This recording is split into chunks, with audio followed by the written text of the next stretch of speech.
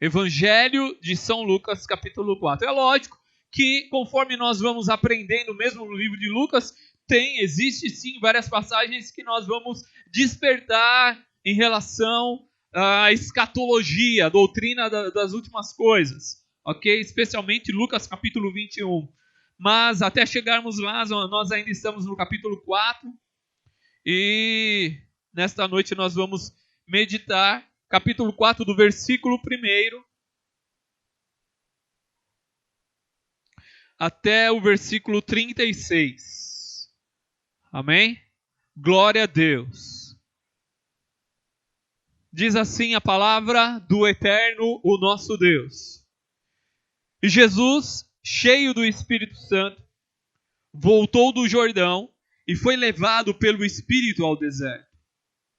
E 40 dias foi tentado pelo diabo, e naqueles dias não comeu coisa alguma, e terminados a eles, teve fome. E disse-lhe o diabo: se tu és o Filho de Deus, dize a esta pedra que se transforme em pão. E Jesus lhe respondeu dizendo: escrito está, que nem só de pão viverá o homem, mas de toda a palavra de Deus. E o diabo levou-o a um alto monte e mostrou-lhe em um momento de tempo todos os reinos do mundo. E disse-lhe o diabo: dar-te-ei a ti todo este poder e a sua glória, porque a mim me foi entregue e dou-a a quem eu quero. Portanto, se tu me adorares, tudo será teu. E Jesus respondeu e disse-lhe: vai-te, Satanás, porque está escrito: adorarás o Senhor teu Deus e só a ele servirás. Levou-o também a Jerusalém e pô-lo sobre o pináculo do templo.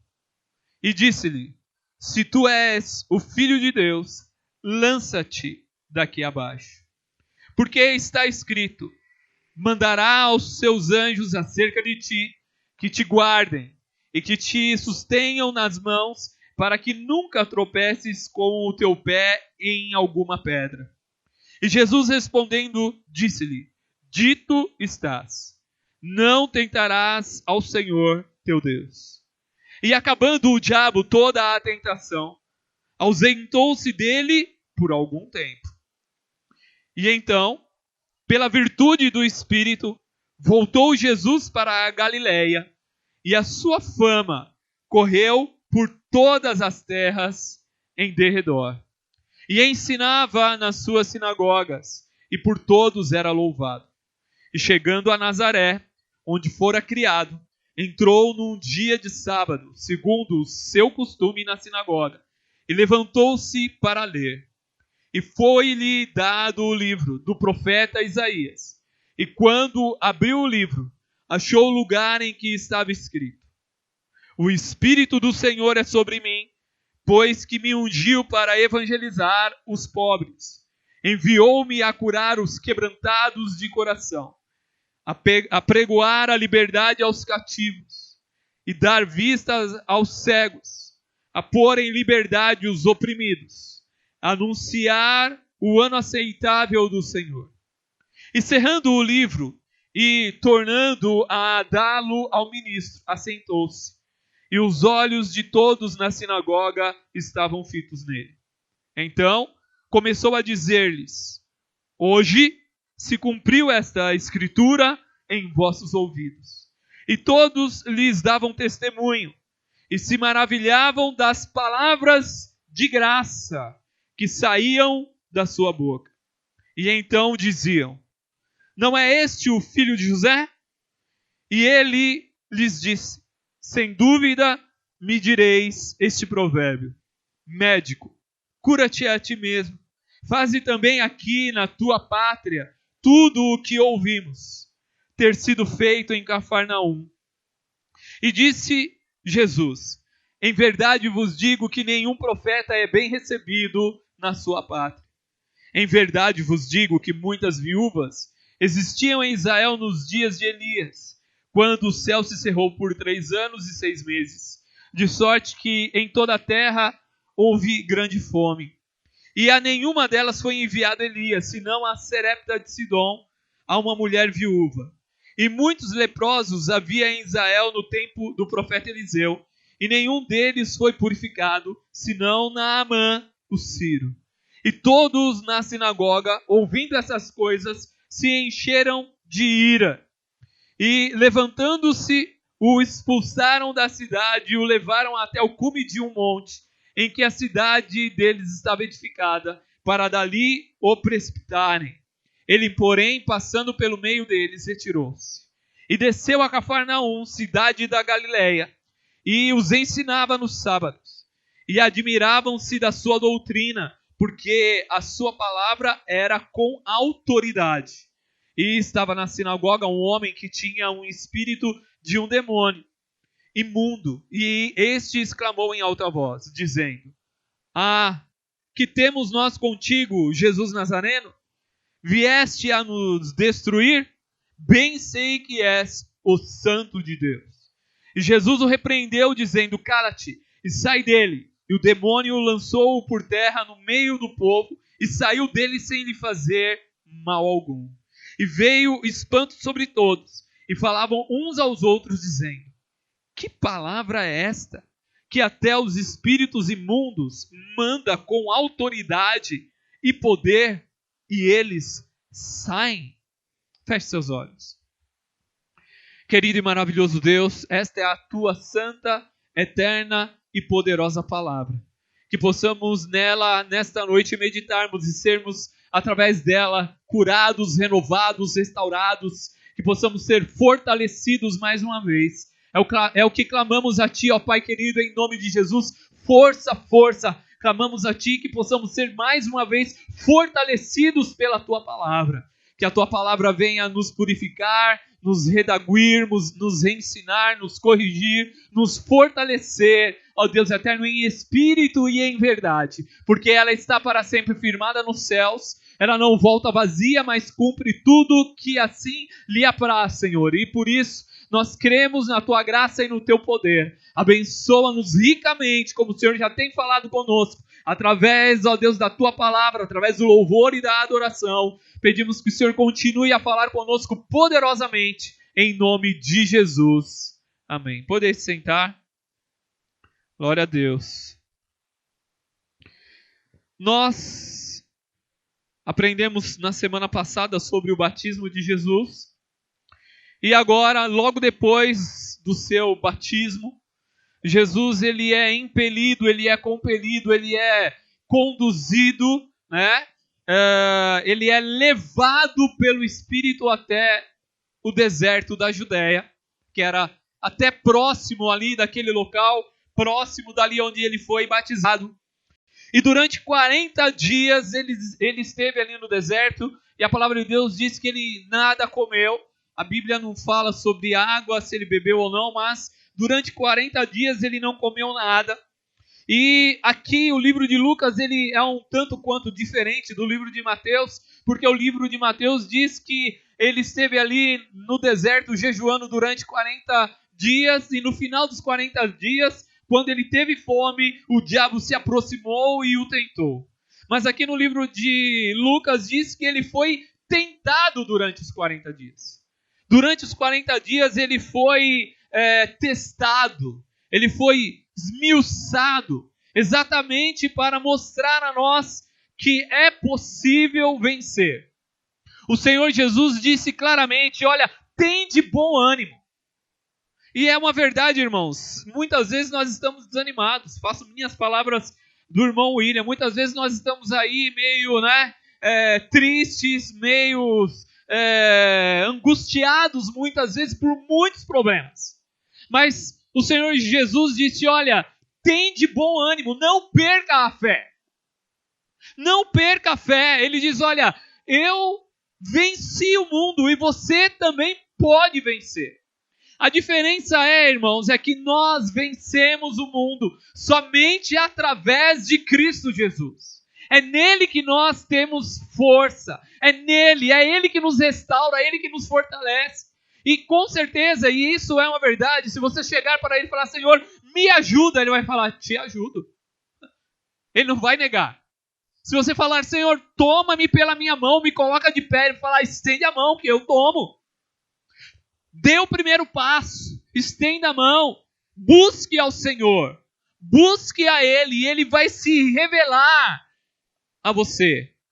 O profeta no Antigo Testamento diz que os segredos do Senhor são para aqueles que o buscam. Deus tem algo melhor e maior para cada um de nós.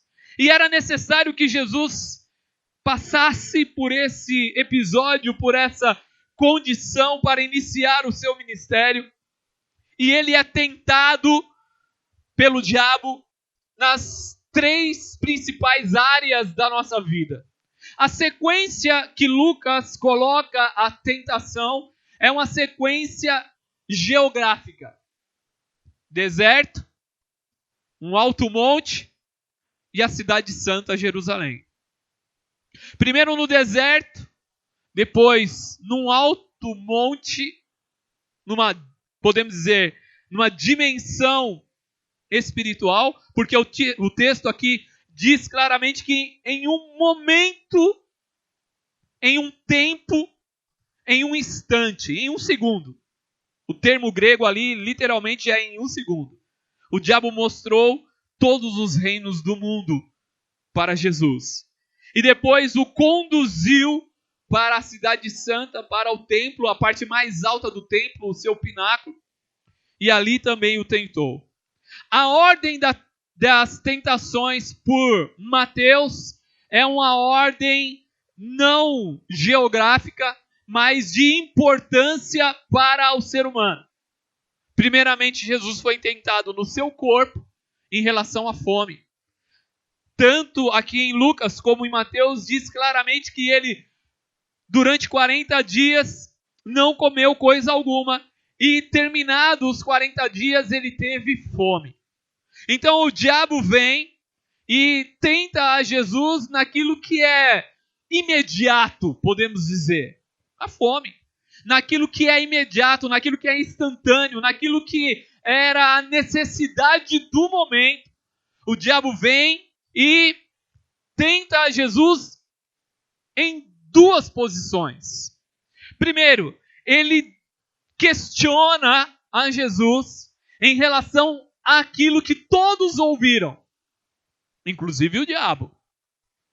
E ele coloca em dúvida. Ele chega e diz assim: se tu és o Filho de Deus, se você é o Filho de Deus, e você está com fome, transforma essas pedras agora em pães. Por que ele disse, se tu és o Filho de Deus? Porque 40 dias antes, Jesus é batizado e assim que ele submerge da água, o céu se rasga em 2. E a voz de Deus, o Pai, se é ouvida por todos, que diz assim: tu és o meu filho amado, em quem eu me alegro. Então todos ouviram Deus falando claramente: olha, tu és meu filho. E hoje nós estamos nessa mesma condição, onde nós aceitamos a Jesus como nosso único e suficiente Salvador. E agora nós não somos mais órfãos, mas agora fazemos parte da família de Deus. O apóstolo Paulo diz que nós anteriormente estávamos afastados das alianças, estávamos longe da promessa, mas agora não. Agora nós estamos inclusos na promessa, agora nós fazemos parte do povo de Deus, agora nós temos o nosso nome no livro da vida, amém? Amém? Mas não pense que por isso nós não vamos ser tentados.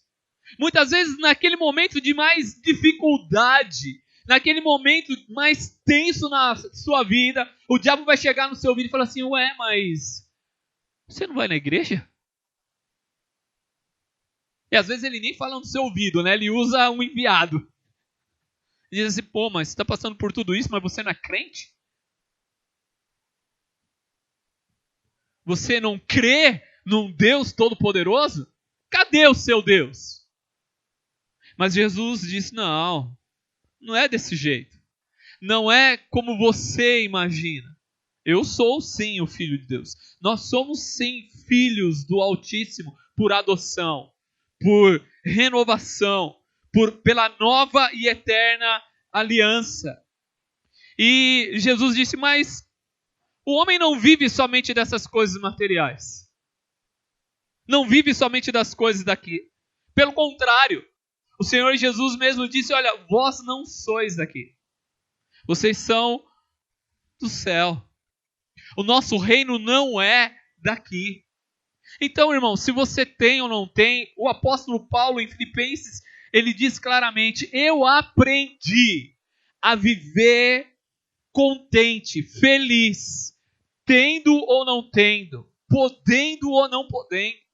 Ele diz: eu aprendi com Deus, aprendi com o Espírito Santo a estar contente em todos os momentos da minha vida, porque não são as coisas daqui que me prende, que me aprisionam.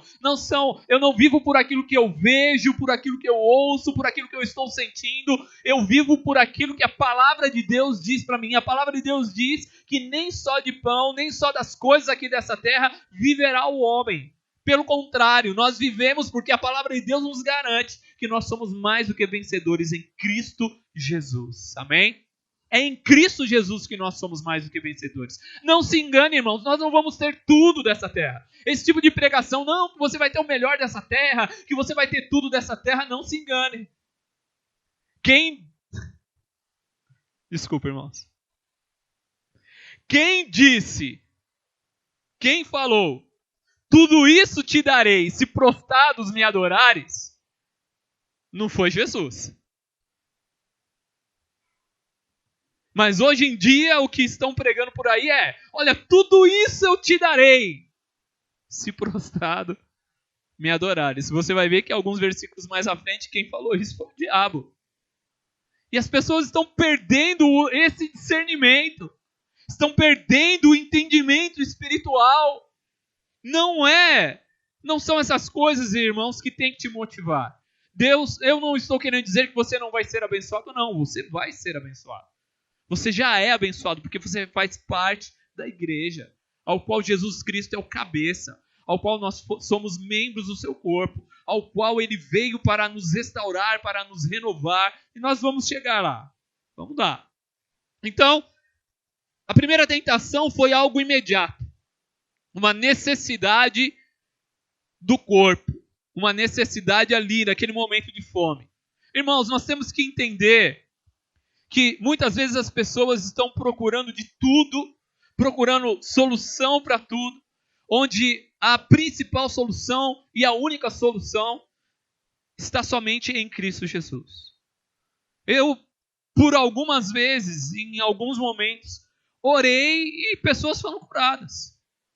E eu sei que toda a igreja orou por mim, mas eu tive que passar por uma cirurgia. Se Deus queria que eu passasse, eu passei, irmãos. Sabe, nós temos que aprender que tudo é conforme a vontade dele. Porque as pessoas poderiam ter chegado para mim e falar: pô, mas você orou pelo camarada lá, o camarada foi curado e você não foi? Ora, quem cura não sou eu. É ele. É ele que tem o poder, é ele que tem a autoridade, é ele que tem o domínio. Ele faz quando ele quer, como ele quer e da maneira que ele quer. Somos nós. Nós temos que entender isso claramente. Depois, em um momento, ele levou Jesus a um monte muito alto, né? Provavelmente um plano espiritual, e mostra a Jesus todos os reinos deste mundo. E observe o que ele diz a Jesus. Ele, aqui no livro de Lucas, é o único que dá esse detalhe. Ele diz assim: olha, ele mostrou em todos os reinos do mundo e disse a Jesus, o diabo falou a Jesus: dar-te-ei a ti todo este poder e glória. O que o homem procura, irmãos? Poder e glória. Agora, abre um precedente, irmãos. Esse versículo abre um precedente muito forte. Um precedente de dizer assim: porventura não existem, então, agentes do diabo? Pessoas realmente que estão interessadas nesse tipo de coisa. e que realmente ele abre a mão para dar exatamente para essas pessoas serem agentes dele aqui na terra? Com certeza. Porque se é dele, ele dá a quem ele quer. E ele age e opera da maneira que ele quer. Eu até acredito, irmãos, que muitas vezes as pessoas entram por esse caminho enganadas. Muitas vezes acham que não, eu estou prosperando, eu estou conseguindo, tal, mas não através de Cristo Jesus. Mas acho não, mas é porque aquilo que eu estou buscando está me favorecendo, está melhor, né? Tudo bem, eu não estou servindo a Deus, mas estou sendo abençoado. Por quem? A pergunta é, por quem?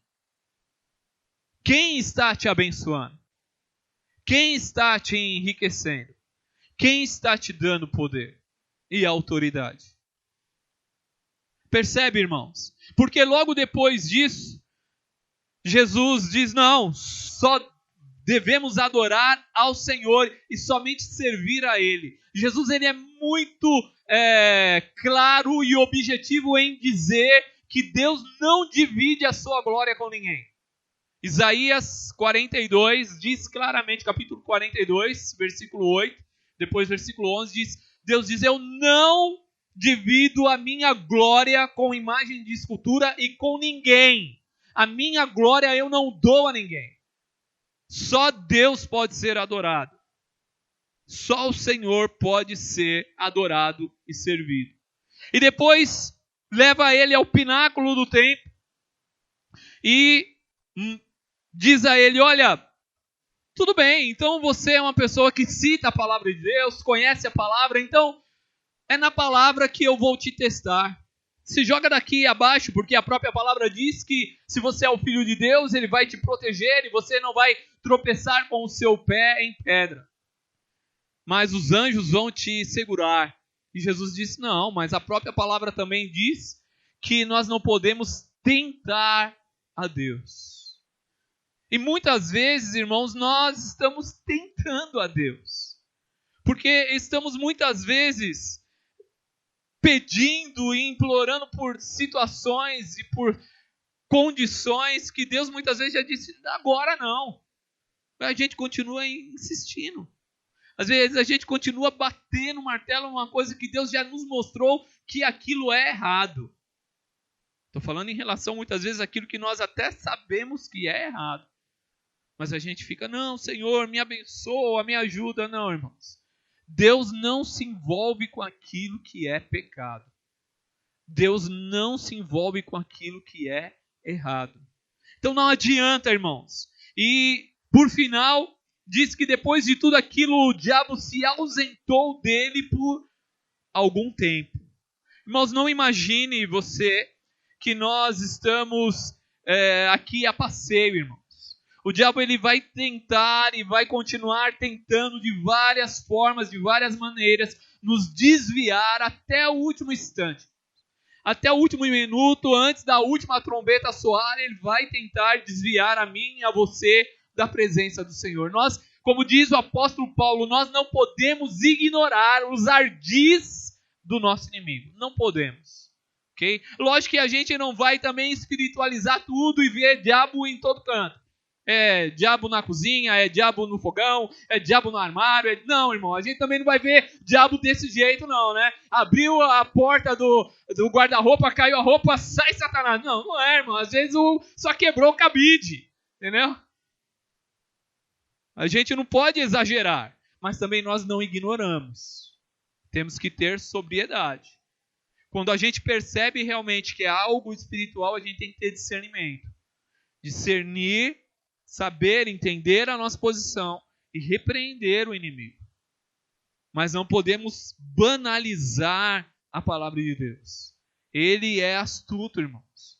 E ele tem lutado contra as nossas vidas. Depois desse período de tentação, ao qual Jesus foi tentado fisicamente, também na alma, mentalmente, quando o diabo pediu para ele se lançar do pináculo do templo, e espiritualmente,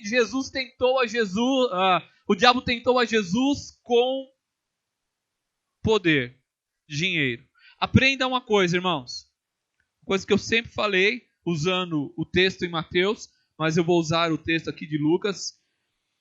nós podemos ser tentados nas 3 áreas da nossa vida: espírito, alma e corpo. No corpo, o diabo vai nos tentar com aquilo que nós ouvimos e sentimos e vemos, seja em relação a enfermidade, alguma coisa assim. Mentalmente, em relação a medo, né? Temor, angústia, o diabo vai tentar tirar de nós a segurança do Evangelho. Então, aprenda uma coisa: você está seguro debaixo das mãos de Deus.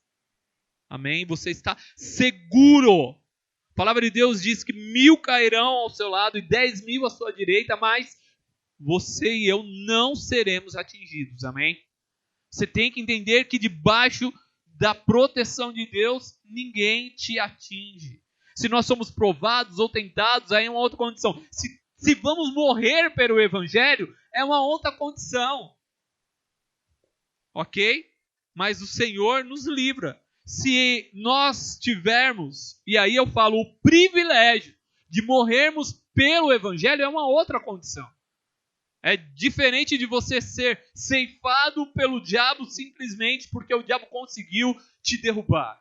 Isso não vai acontecer desde que você venha estar fiel a Deus. Agora, o meio pelo qual o diabo usa para derrubar uma pessoa no campo espiritual é o dinheiro. O dinheiro corrompe, irmãos. Corrompe o espírito do homem. Você vê, o diabo tentou a Jesus na alma, mentalmente, tentou a ele no físico, no seu corpo, em relação à fome, mas quando tentou a ele em relação à adoração, em adorar ao diabo, o que ele ofereceu para Jesus? Riquezas. Então, preste atenção, porque se o diabo estiver te oferecendo alguma coisa que venha te afastar da presença de Deus, recuse. Não dê margem a ele. Não deixe ele te derrubar espiritualmente através das coisas desse mundo. Preste atenção nisso. Depois Jesus saiu e foi para a Galileia. E entrando em uma sinagoga, né, era louvado e começava a ensinar. E depois ele foi para Nazaré, onde ele foi criado. E ele entrou num dia de sábado, segundo o seu costume, na sinagoga. E levantou-se para ler. Ok? Ele leu o trecho do livro do profeta Isaías, quando diz ali em Isaías 61, versículo 1, 2 e 3, no qual ele diz assim: o Espírito do Senhor é sobre mim, pois que me ungiu para evangelizar os pobres, enviou-me para curar os quebrantados de coração, apregoar liberdade aos cativos e dar vista aos cegos, e pôr em liberdade os oprimidos, e anunciar o ano aceitável do Senhor. Ele leu, na verdade, o que os judeus hoje chamam de Haftará, que é a porção dos profetas. Provavelmente já tinha sido lido a porção da lei, e Jesus então se levantou e se prontificou a ler os profetas. Então entregaram para ele o rolo da lei, e era o rolo do livro de Isaías, e já estava nessa parte, porque cada sábado é lido um trecho. E naquele dia, naquele momento, o trecho que estava separado para aquela leitura era este. E Jesus abriu naquele momento e leu esse texto, e nós percebemos primeiramente, quando ele diz: o Espírito do Senhor é sobre mim, isto é muito claro que todo o texto que nós lemos, desde o seu batismo, até a tentação do deserto, até ser conduzido ao seu ministério, até iniciar ali os seus ensinos, o Espírito Santo o estava conduzindo em todo momento. E aqui era um ato contínuo. Né? No grego, no original, quando diz: ele me ungiu para evangelizar, para curar, para libertar, né? Para anunciar, é um ato contínuo. Jesus continua. Preste atenção, Jesus continua libertando, curando, salvando, anunciando o Evangelho. Ele não parou, ele continua. A era messiânica é essa. Ele continua agora através do Espírito Santo de Deus em nós e através de nós, de uma maneira contínua. Deus continua libertando, curando, salvando e anunciando o Evangelho. Mas temos que perceber alguns detalhes aqui que são de suma importância. Como eu já ensinei na escola bíblica dominical, Jesus ele não lê todo o texto do livro de Isaías como deveria ter sido lido. Jesus lê capítulo 61, versículo 1 e 2 e para na metade do versículo 2. Ele não termina, porque o término do último versículo é anunciar o ano aceitável do Senhor e o dia da ira do nosso Deus. Jesus fecha o rolo, entrega para o assistente e todos ficam já na expectativa, porque ele fez algo que não deveria fazer. Ele corta a leitura antes de terminar a leitura. Por quê? Porque a primeira parte da era messiânica, a primeira parte aqui, na verdade, o que Jesus está anunciando é o ano do jubileu. Você sabe o que é o ano de jubileu? Lá no Antigo Testamento, lá em Levíticos, dizia que o ano do jubileu, quando se trocava a trombeta naquele ano, aquilo que você tinha comprado, você devolvia, né? Você tinha que libertar os cativos, libertar os presos, você tinha que fazer boas ações, e era um ano que Deus abençoaria ricamente a nação de Israel. Aqui, Jesus está anunciando a era messiânica como um grande ano do jubileu. Que durante esse período, durante o período da graça, durante o período da igreja, durante o período no qual o Espírito Santo está sobre nós e em nós, está para evangelizar os pobres, anunciar o evangelho, as boas novas. E a boa nova é libertar os cativos. O texto, na verdade, ele usa um grego que significa curar o coração quebrantado. Juntar os cacos. Sabe o que é juntar os cacos? Juntar os cacos que foram quebrados e fazer um novo vaso. Uma nova construção. E verdadeiramente é isso, porque em 1 Coríntios diz que nós já nascemos de novo. A velha criatura ficou para trás. Tudo se fez novo. Nós somos agora nova criatura. Então, a boa nova do Evangelho é: nós somos nova criatura. Saímos da condenação do pecado. O pecado não tem mais domínio sobre nós, como diz em Romanos no capítulo 5. Que nós não estamos mais debaixo da lei, por isso o pecado não tem mais domínio sobre nós. Por isso a condenação do inferno não está mais sobre nós, irmão. Você pode dormir tranquilo. Se hoje for a última noite sua de sono sobre a face dessa terra, e você tiver a segurança da salvação do Evangelho, e se você não abrir os olhos amanhã, você vai abrir seus olhos na glória. Você entende o que é isso? É uma segurança que ninguém tem, irmãos. Ninguém tem. A não ser aqueles que nasceram de novo. Então o Evangelho é a boa nova de verdadeiramente sermos restaurados ao original, à criação. E ele diz, então é evangelizar os pobres. Enviou-me a curar o quê? Os quebrantados de coração. Ué? Eu pensei que ele ia falar assim, não. Ele ungiu para destravar os cofres dos crentes. Ele vai curar tudo que é só de enfermidade. Ele vai anunciar que nós vamos ter uma conta master. Não é nada disso, irmãos. Que nós vamos ter casa, carro e tudo de bom aqui. Não. Não estou pregando contra isso, irmãos, mas note, às vezes as pessoas estão tentando imaginar esse tipo de coisa nesse texto. Mas não é isso que diz o texto é muito claro. O texto é claro em dizer que a primeira vinda do Messias não é um Messias apocalíptico, não é um Messias que vai instaurar um reino no qual nós vamos reinar com ele logo aqui em terra, logo no início, não. Esse reino é o reino dos céus, primeiramente. Buscai primeiro o reino dos céus e as demais coisas vos serão acrescentadas.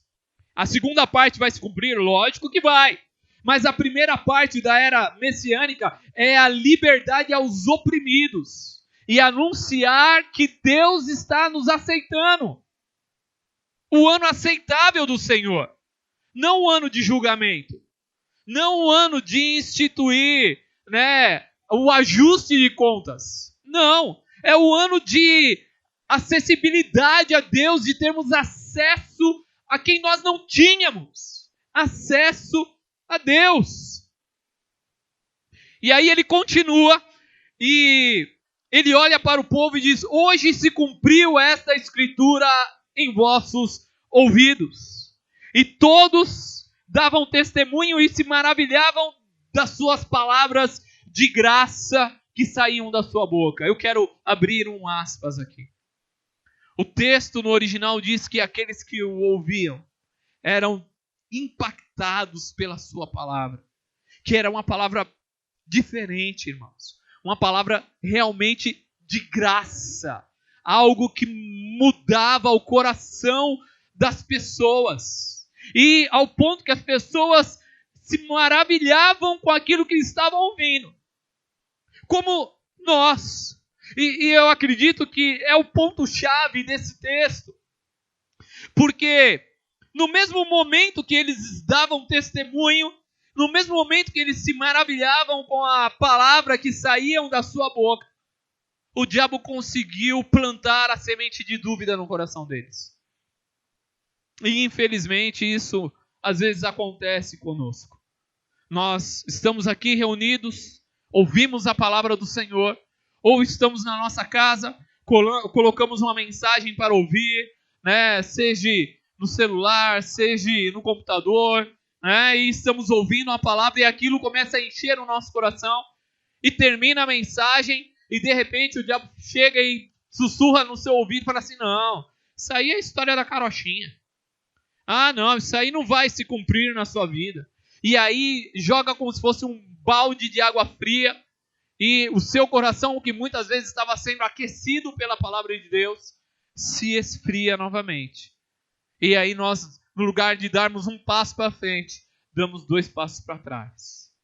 Porque, perceba, automaticamente, logo depois que eles estão assim, extasiados por aquilo que eles estavam ouvindo dos lábios de Jesus, o diabo fala ao coração deles e eles dão ouvido ao diabo e perguntam assim: não é esse o filho de José?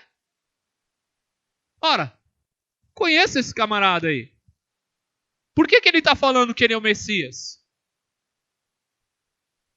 O termo aqui é de incredulidade, irmãos. É uma pergunta retórica. No texto original é uma pergunta. O não aqui, o início do não é esse o filho de José. O não aqui, ele usa um termo grego que é utilizado só para pergunta retórica. Isso é, eles já sabiam que era ele. Em outras palavras, você fala assim: esse aí eu conheço. Esse aí é o Jesus. Eu vi ele pequenininho aqui, brincando aqui. As pessoas ouviram a palavra, mas não deram crédito à palavra. Deixaram induzir os seus corações pela dúvida. Irmãos, sabe qual é o maior pecado para o cristão? Ah, não, pastor, eu sei. Nossa, o maior pecado para o cristão é o adultério. Não, o maior pecado, todo pecado é pecado, irmãos. Mas o pecado mais fácil do crente cometer é a incredulidade. Porque é o que está mais próximo ao nosso coração. É você que conhece a palavra de Deus, que conhece a Bíblia, você lê ela e você simplesmente acha que Deus não tem capacidade de cumprir ela na sua vida. Você acha que Deus não tem, ou que Deus não quer, ou que Deus não está ouvindo a sua oração, ou que Deus não está interessado na sua vida. Tudo isso é mentira do diabo, irmãos. Porque Deus olha para você como olha para mim, como se fosse a única pessoa da face da terra. Ele não tem preferência. Deus me ama como ama você, como ama a todas as pessoas no mundo. Ele entregou o seu Filho por amor a cada um de nós individualmente. Deus, ele se interessa por tudo na sua vida. Tudo. Mas aí a gente para e olha assim, mas esse aí é Jesus. Isso aí, em outras palavras, irmãos, vamos ser um pouco mais claros. Mas essa palavra aí eu já ouvi.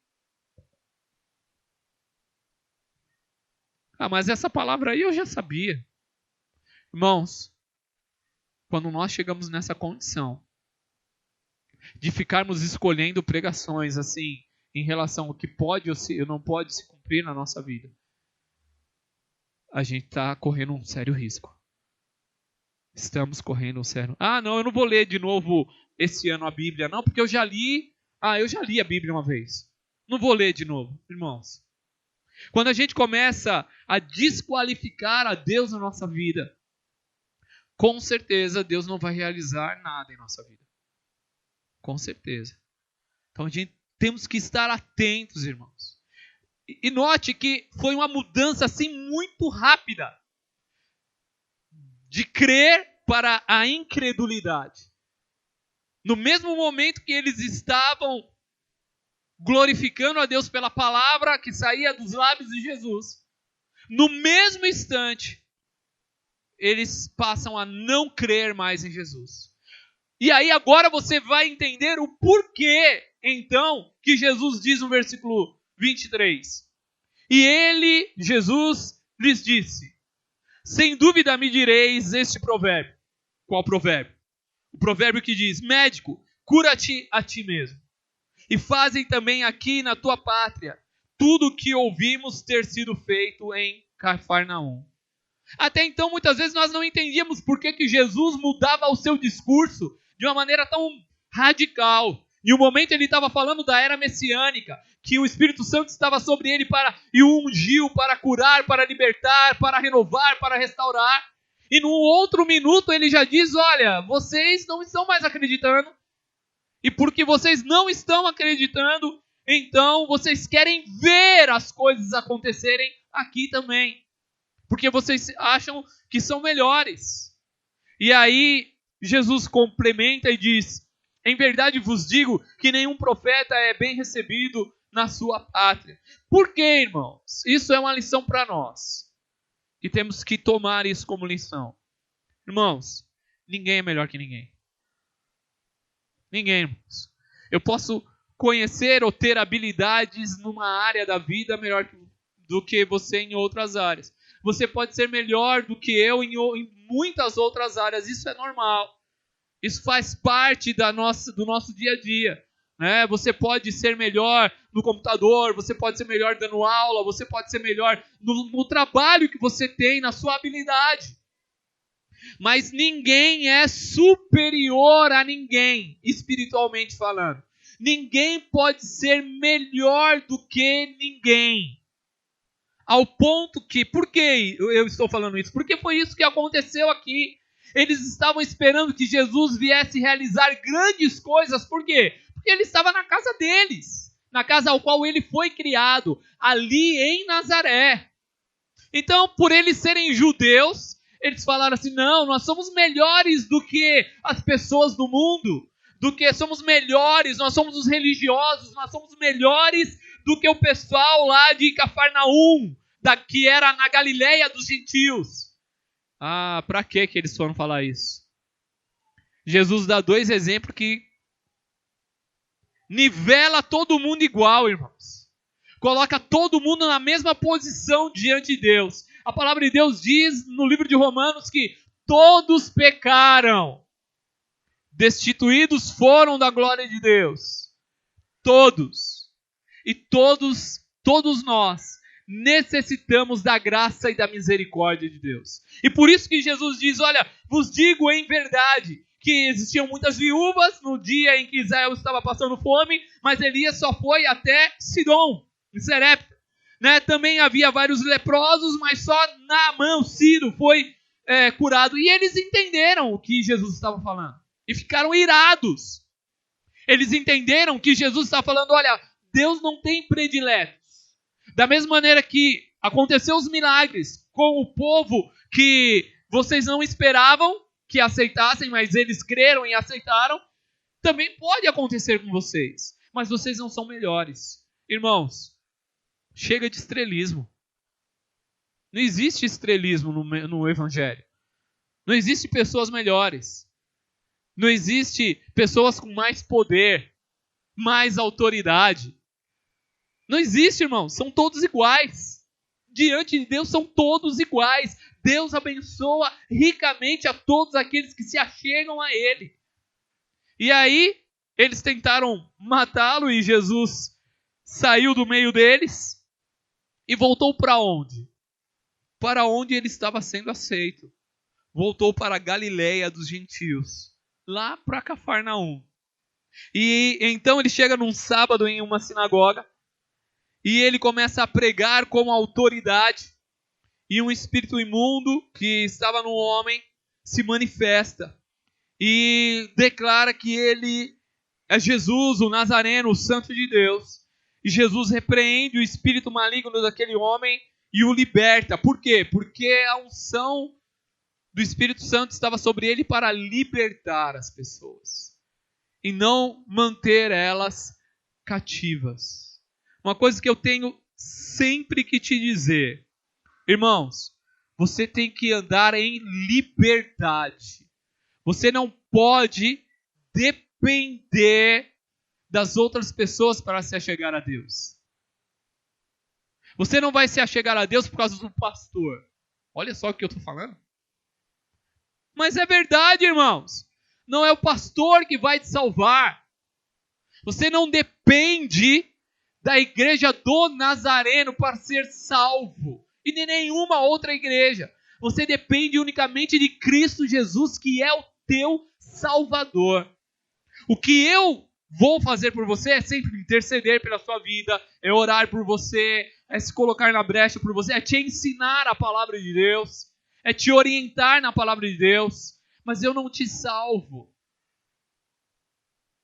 Eu não tenho, em outras palavras, eu não tenho domínio sobre a tua fé. Cara, isso é complicado. Sabe por que é complicado? Porque hoje em dia, infelizmente, a maioria das pessoas querem ter o domínio da fé das outras pessoas. Ah, não! Se você não fizer isso, você não é abençoado. Ah, se você não sair daqui, você não vai ser mais abençoado. Ah, se você não fizer aquilo, se você não estiver debaixo da minha cobertura espiritual, você...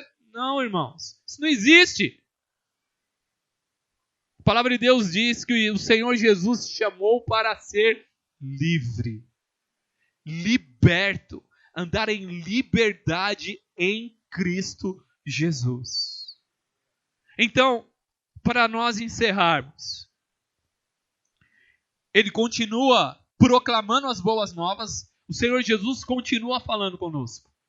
O nosso Deus é um Deus que fala, não é um Deus mudo. 1 Coríntios capítulo 12, versículo 1 diz que anteriormente nós éramos guiados pelos ídolos mudos. Antigamente. Mas agora nós ouvimos um Deus que fala. Deus fala conosco através da palavra, através do testemunho interior do Espírito Santo dentro de nós, fala através de sonhos, fala através de profecias também, acredito nisso, fala através do louvor, da adoração, fala através de um irmão. Deus continua a falar conosco constantemente e diariamente. Deus continua a anunciar as suas boas novas. Deus também continua a curar os quebrantados de coração. Então, irmãos, tenha certeza que Deus vai continuar trabalhando no seu coração ainda essa semana. Ele vai continuar ainda te restaurando, te fortificando, te fortalecendo. Eu não sei o detalhe, às vezes você está passando por uma dificuldade, por uma situação que eu desconheço, mas Deus conhece. E Ele continua a trabalhar e a nos orientar. Ele continua a pregoar a liberdade, a dar vista aos cegos. Deus quer que nós possamos enxergar, irmãos, e isso em todos os aspectos. a vermos realmente o que é a verdade. Porque a partir do momento que você ver o que é a verdade do Evangelho, de você verdadeiramente depender dele, de Cristo Jesus, ninguém vai te enganar. Ninguém vai ter condições de te enganar. E por fim ele ainda diz, e pôr em liberdade os oprimidos. Em Mateus, no capítulo 10, Jesus diz, vinde a mim todos que estáis cansados e oprimidos, e eu vos aliviarei. Tomais sobre si o meu jugo. O meu fardo é leve. Então Deus ele quer que venhamos andar verdadeiramente em liberdade, irmãos. Não debaixo de jugo, não debaixo de medo, não debaixo de angústia, não embaixo de temor. Não! Ele já te libertou. Você já é livre. Amém? E porque esse é o ano aceitável do Senhor. Vivemos no ano aceitável do Senhor. Porque quando ele terminar o ano aceitável, aí vai vir o dia da ira. Aí vai ser uma outra condição. Aí é a segunda parte. Aí vai ficar para um outro dia. Feche seus olhos. Querido e maravilhoso Deus, nós que somos gratos a Ti.